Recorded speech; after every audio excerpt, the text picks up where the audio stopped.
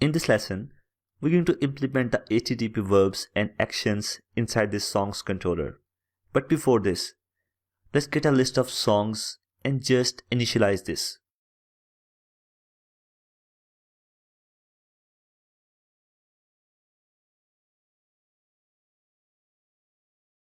This song class is present inside the models folder, so we need to add the namespace.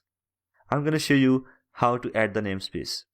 Just hover your cursor and it will ask you to import the following namespace. Alright, then inside this list, let's add a new object of song class. And let's set some static values for these properties. At the moment, I'm going to use some static data here, but as we will move forward in this course, we'll get the values from the database. But for now, let's keep our work simple, and I'm going to add some hard-coded data here. Alright, you know that when we want to retrieve the data in our API, then we have to use the get method. So all we need to do is just add a get method here. And just change the return type of this method to IEnumerable, because we want to get the list of songs from this method.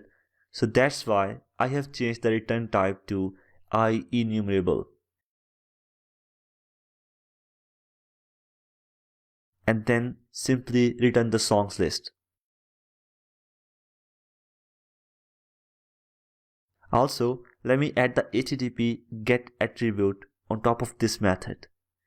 And this HTTP get attribute means when we send a get request to this method from the web browser or from the Postman, then our request will execute this particular get method. Before moving forward, let me run this application.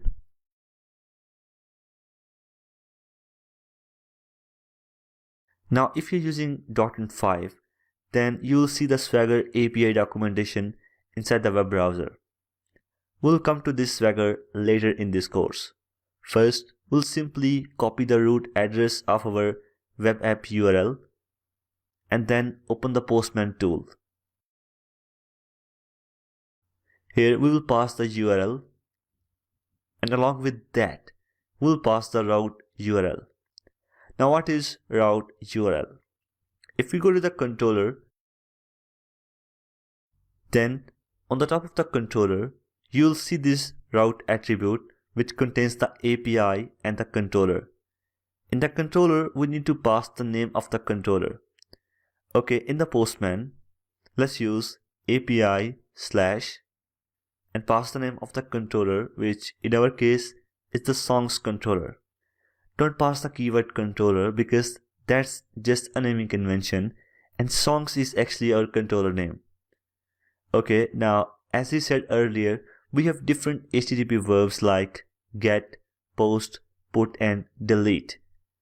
And inside the Wheel Studio, you will see that we are using the HTTP get request. So what I'm gonna do is, I'll go to the Postman and make sure HTTP get is selected. You can see that there are many HTTP verbs, but at the moment we just need this get verb because we're going to target the HTTP get request. Okay, let's issue a request, and we will not get any response because currently we are running the web API inside our machine and no SSL certificate is present inside the web APIs.